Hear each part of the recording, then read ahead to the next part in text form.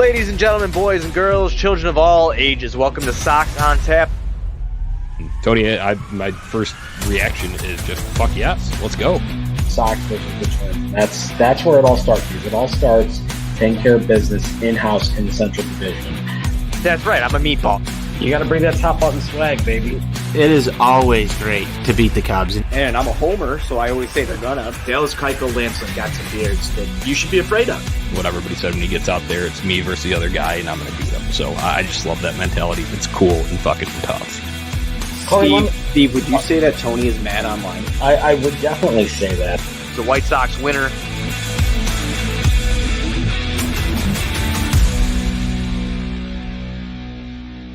White Sox fans, welcome in. It's the Sox on Tap postgame show. Jonnie here alongside Tony Marchese, and we are discussing White Sox victory over the Cubs in extra innings. 8-6 final day, Tony.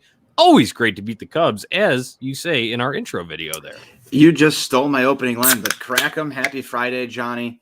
It's a good way to kick off the weekend with a White Sox win. A little bit of up and down in this one, but it is. It's always great to beat the Cubs. Yeah, it was just a wild game, and it didn't really pick up until the latter innings of this thing, and it was just interesting contest all around. I mean, you see Craig Kimbrell come in late, allow first time in forever that he's allowed 4 hits, and especially the 3 runs too, the big home run. So that it was just up and down, and then obviously Brian Goodwin coming up after that. So we'll get into all the details of the game in here in a minute. But before we do, listeners, make sure you're visiting ontapsportsnet.com for all Chicago sports literature and podcasting needs. Give us a follow on social media at Sox on Tap and at OnTap Sportsnet. And the show is also brought to you by Grandstand. So make sure you're visiting them 35th and Wallace, right by the ballpark.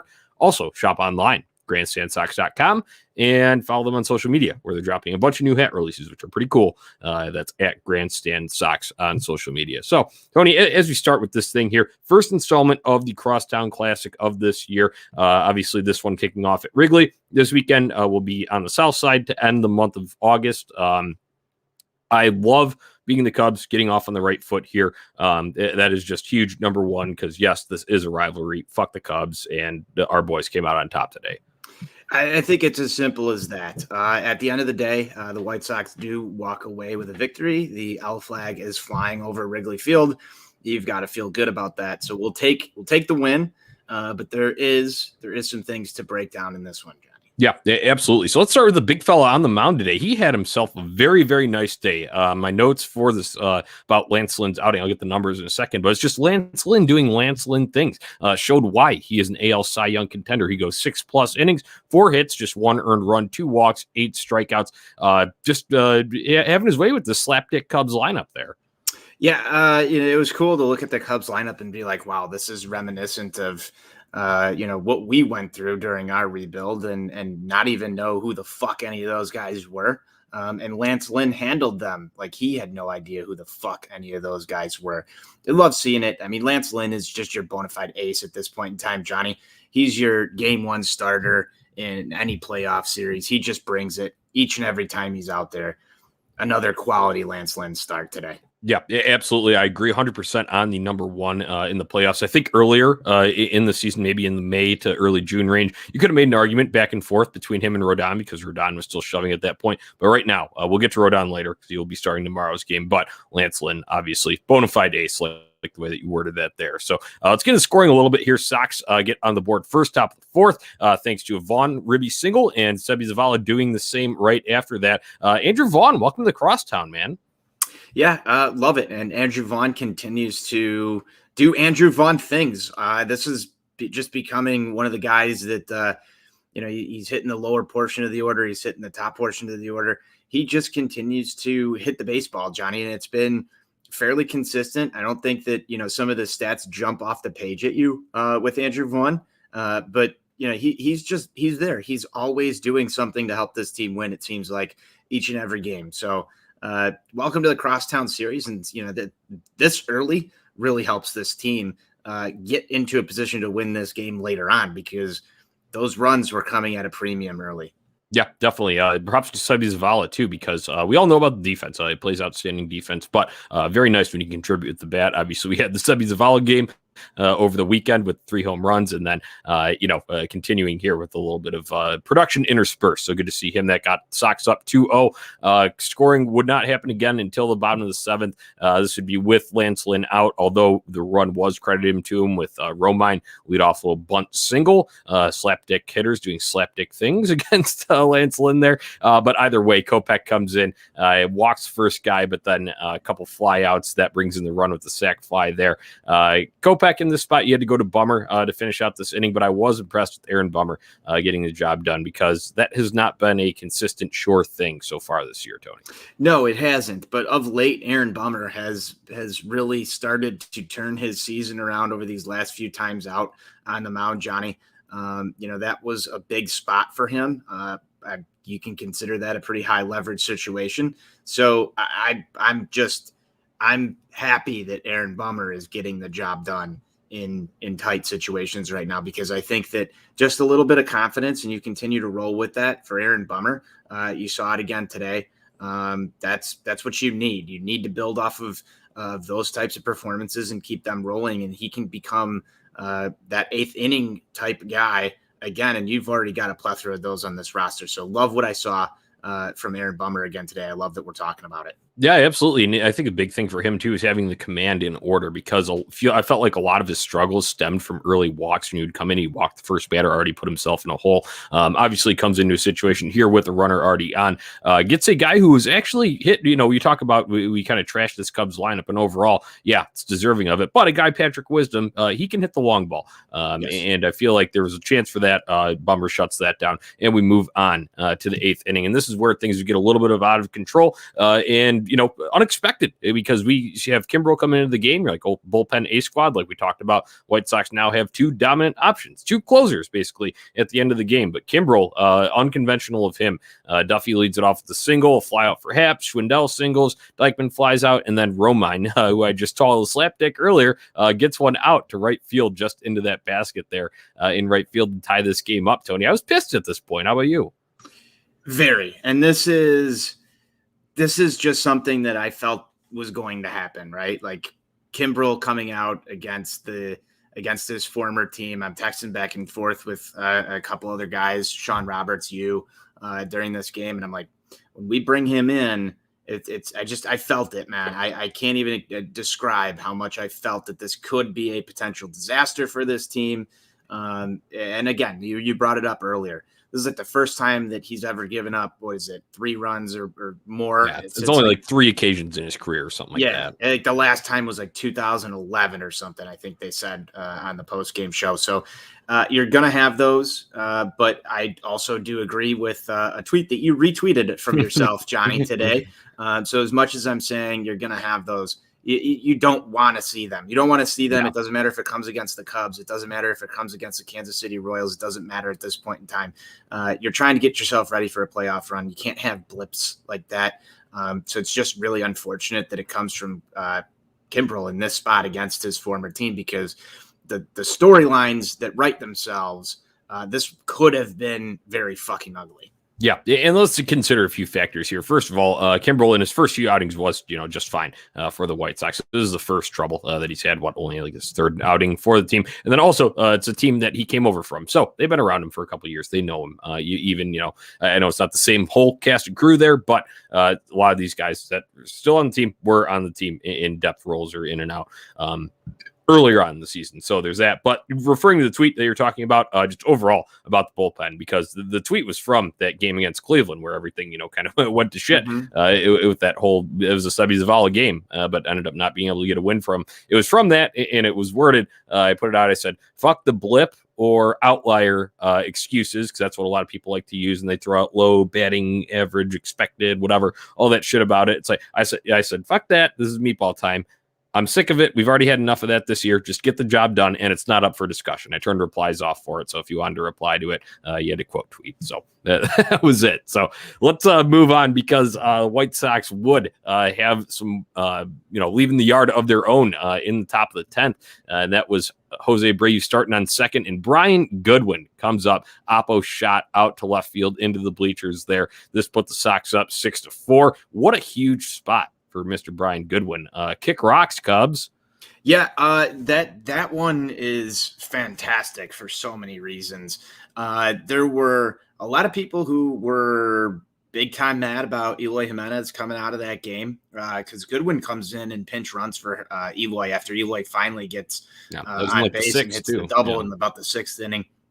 And I'm kind of questioning it myself because Goodwin's defense kind of scares me almost in the same regard that Eloy's does.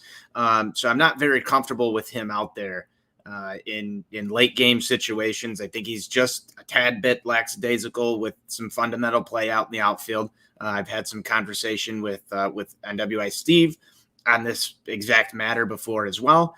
And, you're kind of questioning like, why right here? Why are you doing this? And even the thought crossed my mind, why are you doing this?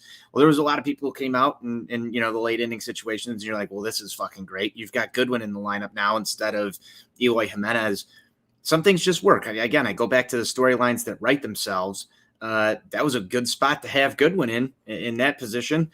You couldn't have guessed that, Jonnie. I don't think that anybody had the premonition that, Goodwin was going to come up in a big spot again for what's that, the second time in about a week where he's come up in a big, it was last Sunday. Yeah, big spot for him to hit in. And it's been clutch, man. It's been fucking phenomenal watching him put baseballs over the fence lately because there was a little bit of a period of time that wasn't so long ago, basically up until he hit that home run, that walk-off home run, that you're questioning what his purpose is here. Mm-hmm. And he's brought a lot of life and energy to this team. You saw it again today.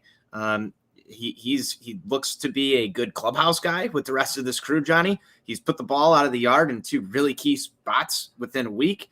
And he's helping the White Sox win baseball games right now. So, what more can you fucking ask for? I think it plays into this team has it because first of all, the move itself with him coming in the 6th inning as a pinch runner, you wouldn't expect that, like you'd said, for him to get up in that spot and then deliver in that spot to put the White Sox ahead in extra innings here. So that and I love this guy's swagger too. We all know about. I think everybody that uses the platform has seen the tweet, the reply, the Kick Rocks Ho to someone saying that his MLB days are numbered or whatever it was. But it was funny that became a meme. And then you see him afterward as he comes across home plate and he's giving high fives to the guys near the on deck circle. This is my city. Like I love that kind of fire, that passion. And it's nice to be able to back that shit up with play on the field. So especially against Cubs in their own building. So it only works when you're hitting.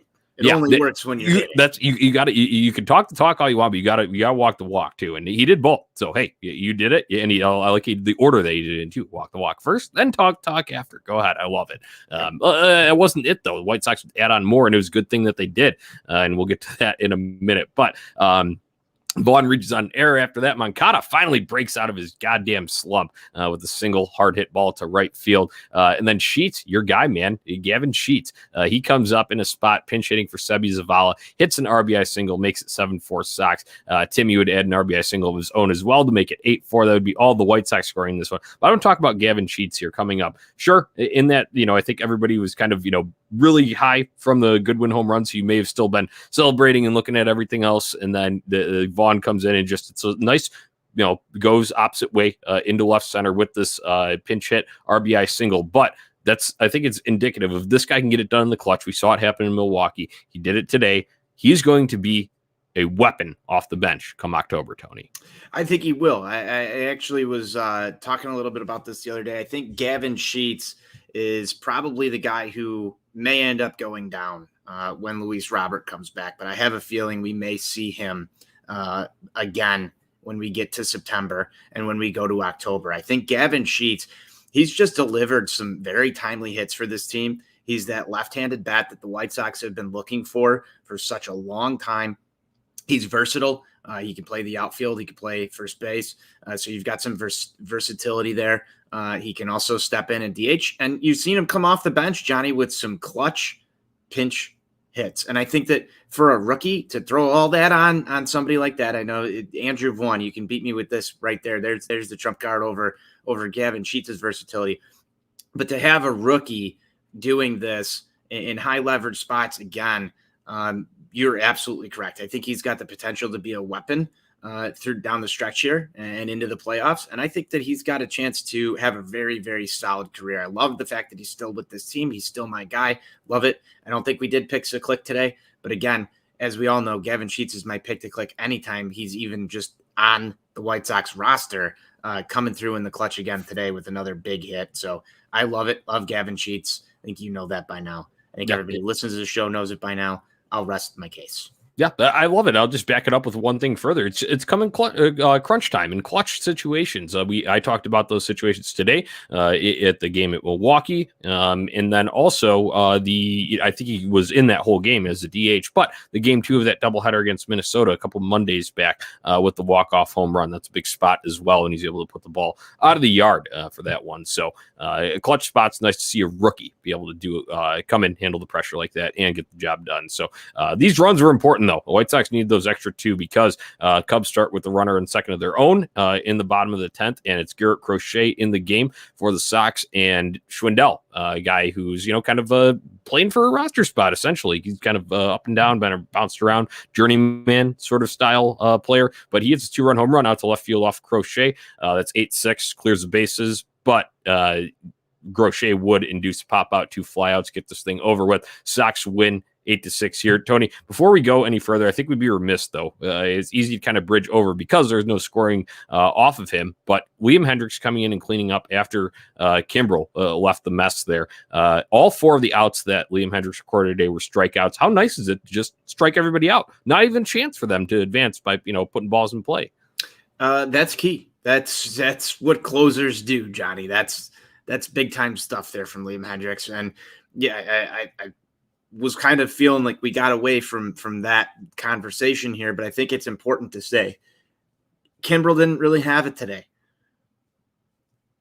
That's okay because you have Liam Hendriks there to back it up. And there's going to be days where Liam Hendriks may not have it. And if you didn't have to use Kimbrel, if you didn't have to use Kimbrel before him to get to the 9th inning, he's there to back him up. That's a luxury. That's a huge luxury to have, Johnny.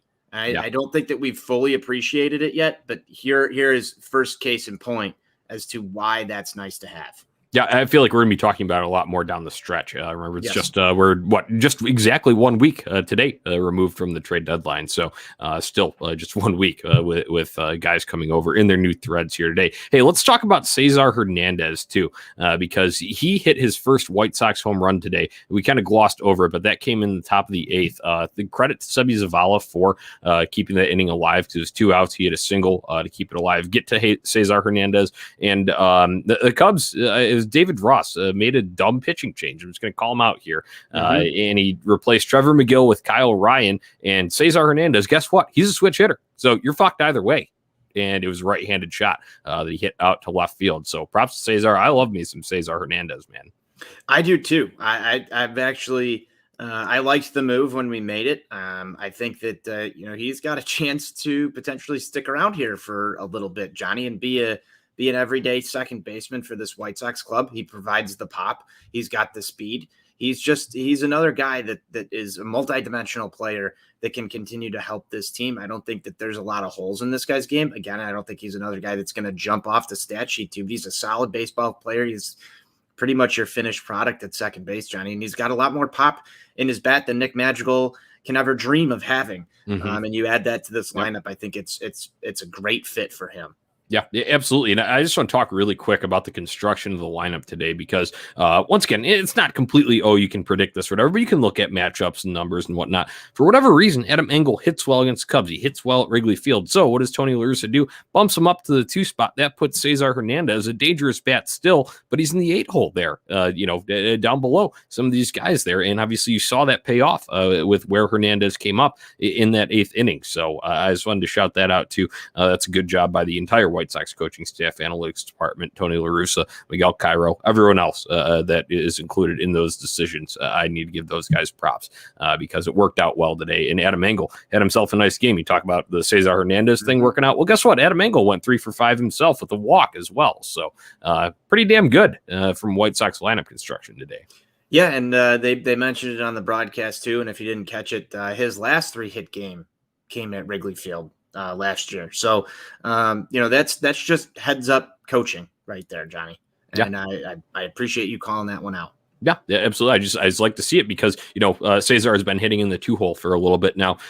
And not that he was struggling at all. I think he was hitting already like 307 or something before that. But you just look at matchups and you think, what can we best utilize guys for here? I would not be shocked to see Cesar back up there in the 2-hole again tomorrow, as recently as then. So let's get into that game tomorrow, Tony.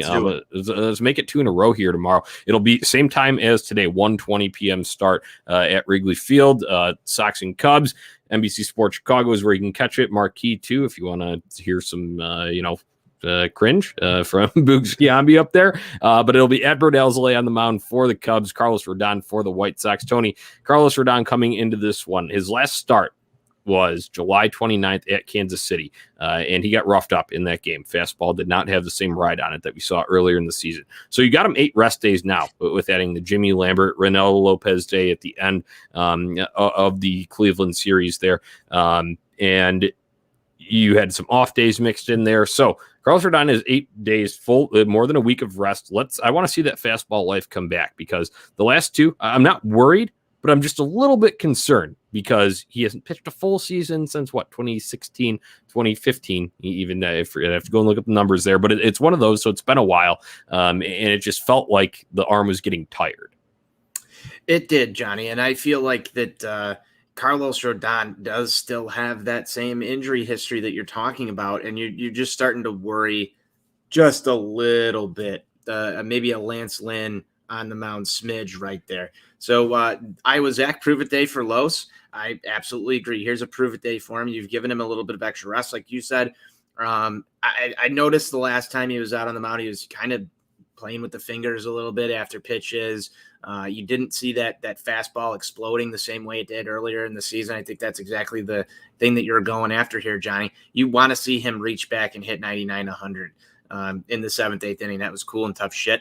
Obviously, it's tough for any pitcher to do that for a full season. We've been very lucky, knock on wood, so far with this pitching staff's health throughout this entire year. If this is just a little bit of a dead arm period for Carlos, let's hope he can come back and like Zach said, prove it day for him. I think this is the perfect lineup for him to do that against.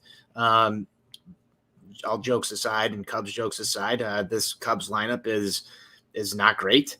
And he should be able to mow these guys down. This should be also a game with some high energy for him. There was a lot of back and forth in this one today. So I think the team's a little bit fired up. You saw the offense come alive late. Carry that energy over. Get this guy a little bit of a lead to work with early instead of having to play these games late. That's what I would like to see. I'd like to see Carlos with a little bit of room to work, air it out a little bit, and reach back on that fastball and just start mowing people down.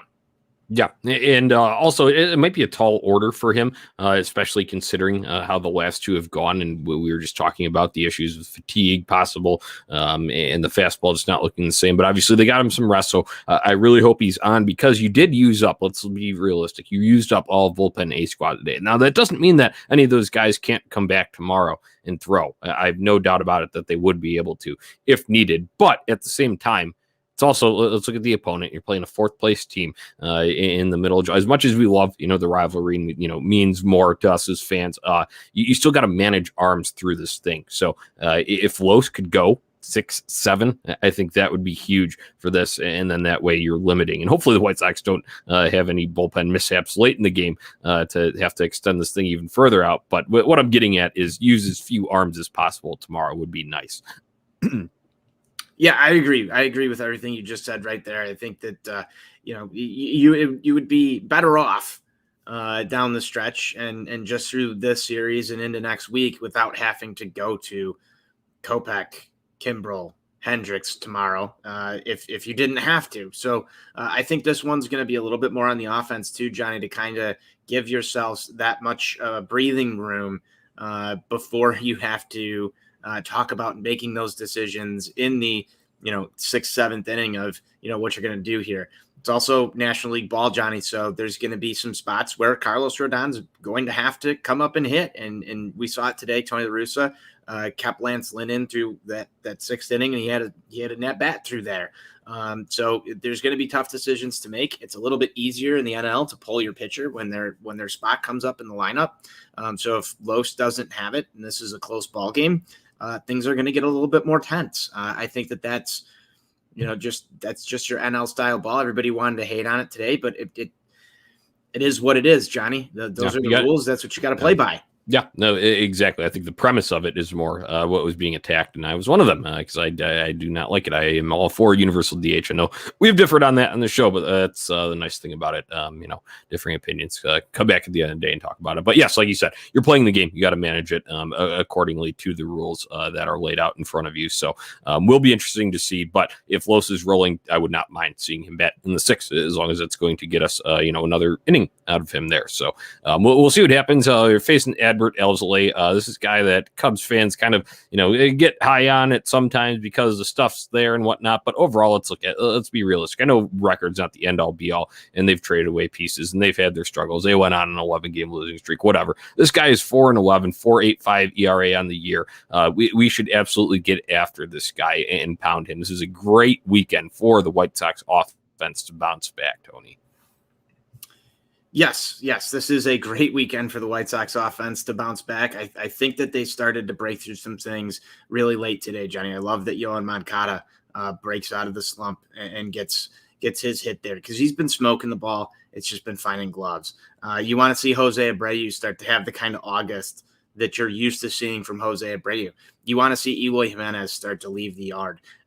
You've been getting it from guys like Goodwin and Hernandez and some of these other guys. There's one guy, though, that I want to see have a huge fucking game, Johnny. There's somebody that I want to see back the talk up a little bit, and that's Tim Anderson, Johnny. I know that he's had a quietly good year. The stats are still kind of there, but let's go shove it down motherfuckers' throats like we talk about.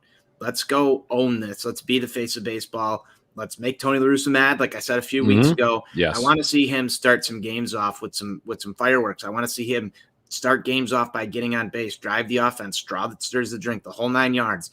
Start to back that up. I want to see Tim Anderson get the job done and just be an offensive lethal weapon for this team like we know he can be. Perfect day to turn it around. Guy right at the top. Let's start there. Yeah, you going to go with him as your pick to click then? You know what? It's been a while, so yeah, let's go Timmy.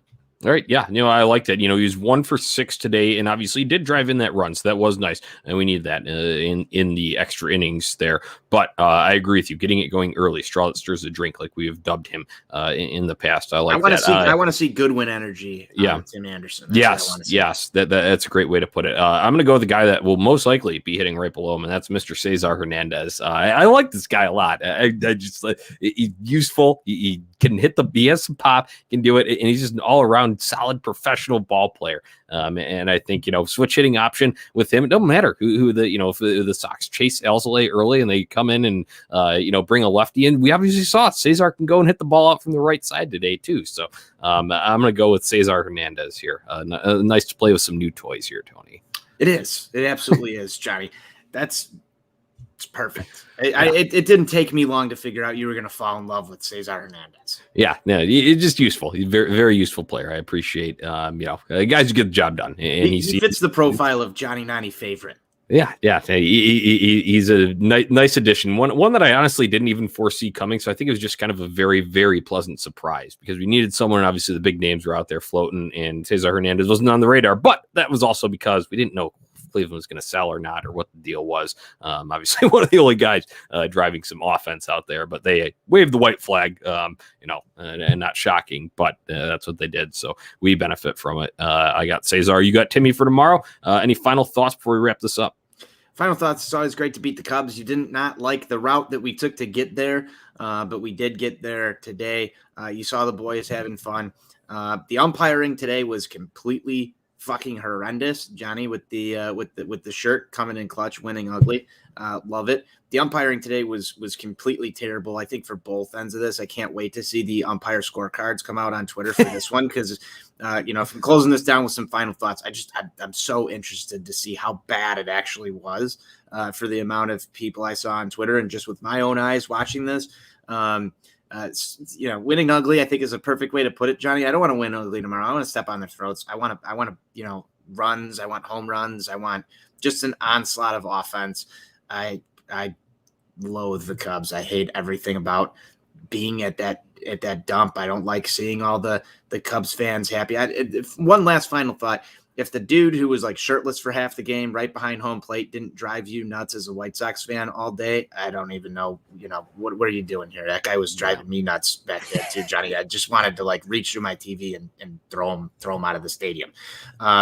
Go and step on their throats tomorrow. Starts with Tim Anderson, Jose Abreu, multiple home runs.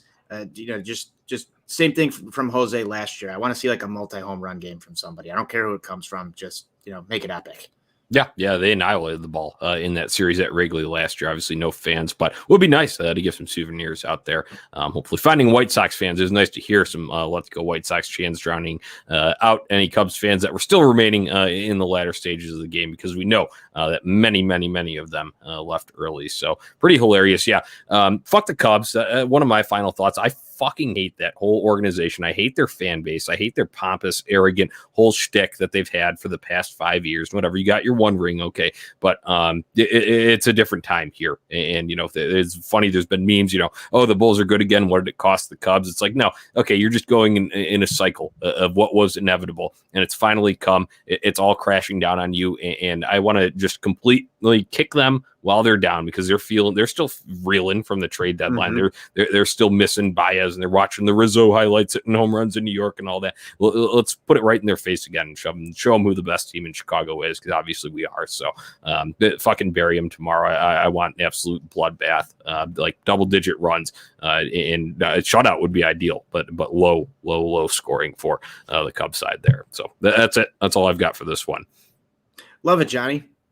No. Cheers to that. Right. Happy Friday night. Yeah, happy Friday. White Sox fans, enjoy it. Enjoy this win, victory beers, and we'll hopefully have some more tomorrow. So, listeners, thank you for tuning in here. Thanks for commenting in the live stream here. We always appreciate that. You can find it on YouTube, Periscope, and our Facebook page, On Tap Sportsnet. Make sure you're visiting ontapsportsnet.com for all written content. You can find these podcasts there as well, and plenty more Chicago sports content for all teams, not just our White Sox here. So, make sure you're also visiting Grandstand, right by the ballpark for all White Sox merchandise needs. 35th and Wallace. They are located right there. Quick walk before or after a game. You can also shop online, grandstandsox.com, and follow them on social media. New releases posted there daily at Grandstand Sox. Tony, that wraps it up. Let's enjoy our Friday night with some victory beers.